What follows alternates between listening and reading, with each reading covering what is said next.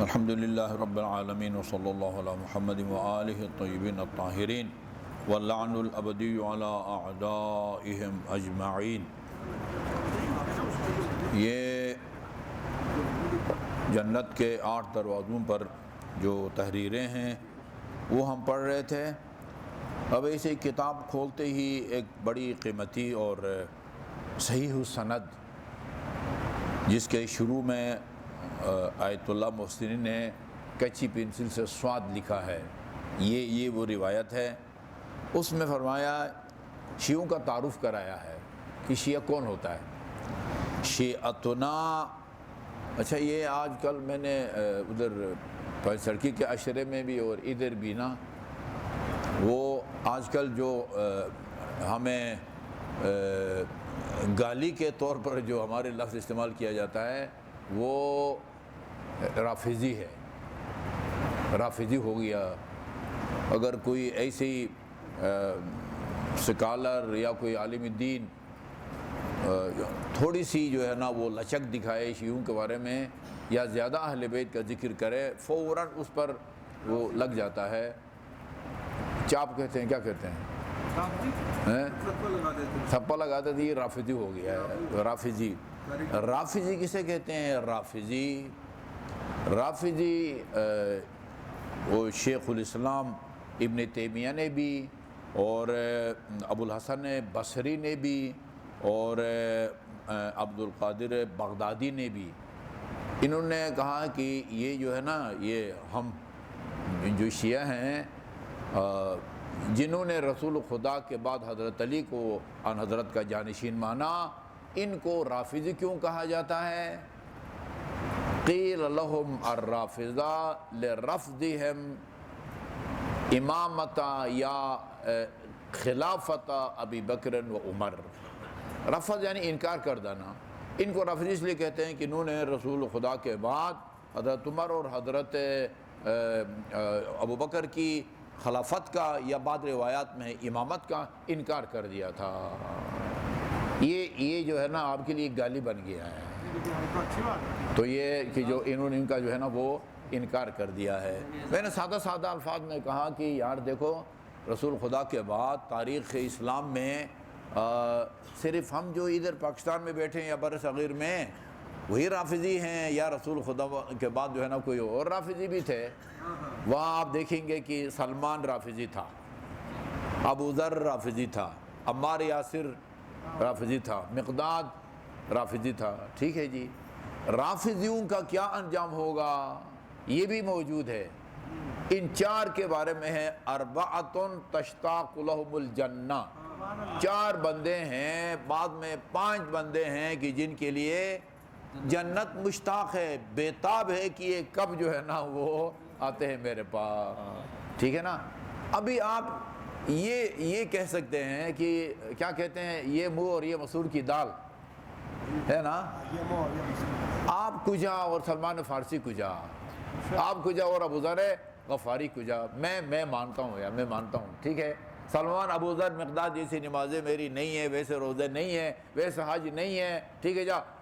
اس level پر جو ہے نا میرا ایمان نہیں ہے، لیکن عقیدہ وہی ہے میرا جو سلمان ابو ذر اور مقداد کا تھا۔ ٹھیک ہے، ساری دنیا مانتی ہے کہ میرا وہی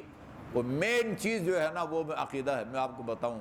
میں اگر نماز نہ بھی پڑھوں نا ساری زندگی، میرا بڑا بیٹا اگر پڑھائے گا تو مجھے نجات مل جائے گی، لیکن علی کی امامت کا انکار کر کے کوئی جنت میں جانا بھول جائے۔ اصل چیز جو ہے نا وہ عقیدہ ہے، اصل چیز عقیدہ ہے۔ وہ میں اکثر کہتا ہوں، اگر آپ نے حقوق اللہ اور حقوق الناس آپ نے ادا نہیں کی ہے،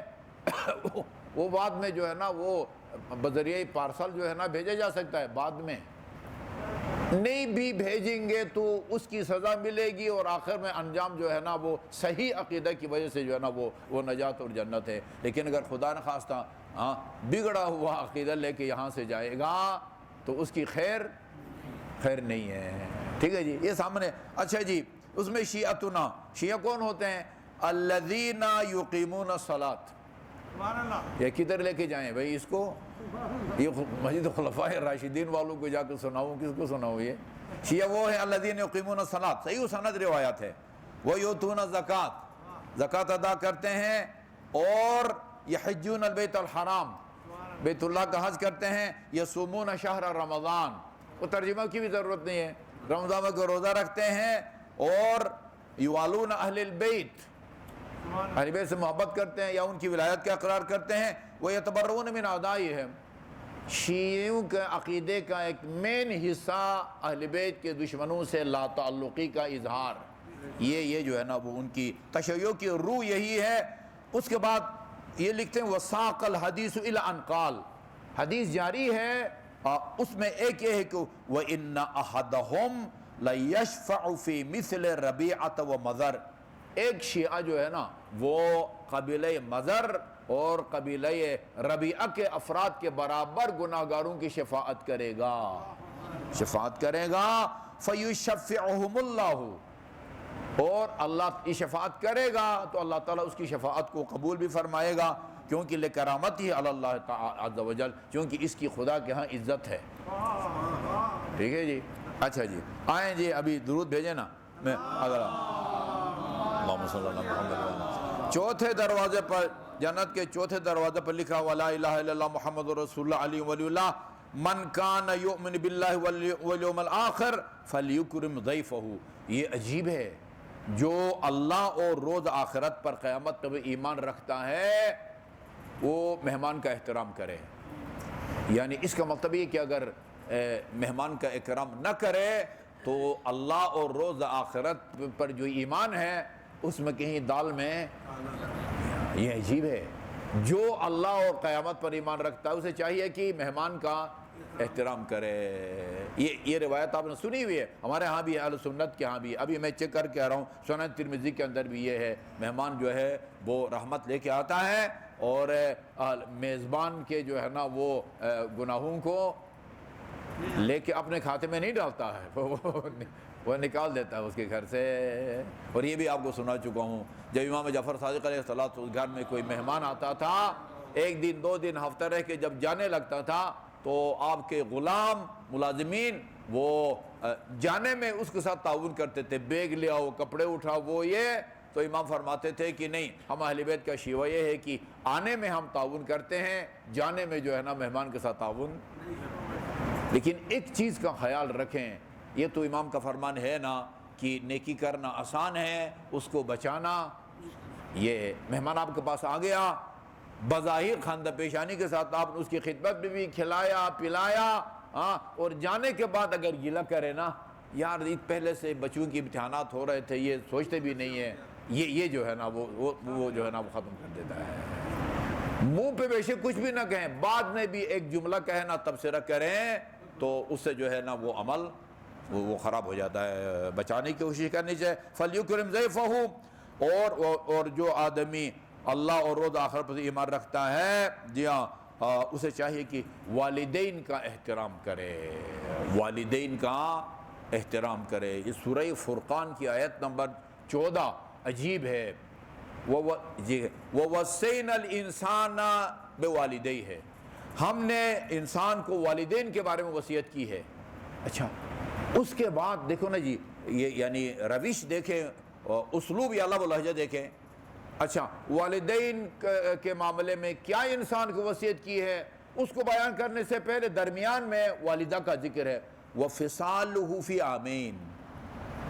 اور جو ماں ہے وہ 2 سال جو ہے نا وہ حَمَلَتْهُ أُمُّهُ وَهْنًا عَلَى وَهْنٍ، اس انسان کی ماں نے کمزوری کے اوپر کمزوری جھیل کے اس کو جو ہے نا وہ پالا ہے، اپنے پیٹ میں وہ اٹھائے رکھا ہے، اور 2 سال مسلسل اس کو دودھ پلایا ہے۔ اس بریکٹ میں جملے کے بعد کس بات کی وصیت کی ہے؟ انشکر لی ولوالدیک،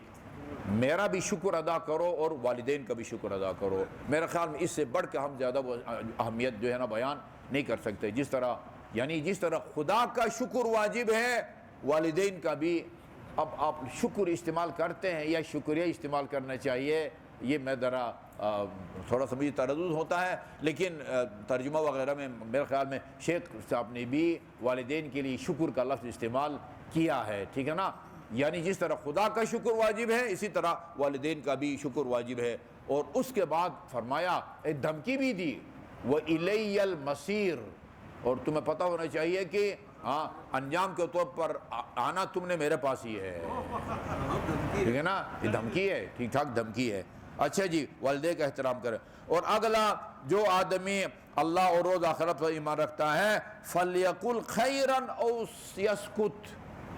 بات کرنا چاہتا ہے تو سوچ سمجھ کر کام کی بات کرے، نہیں ہے دل دماغ کوئی کام کی بات تو خاموش رہے،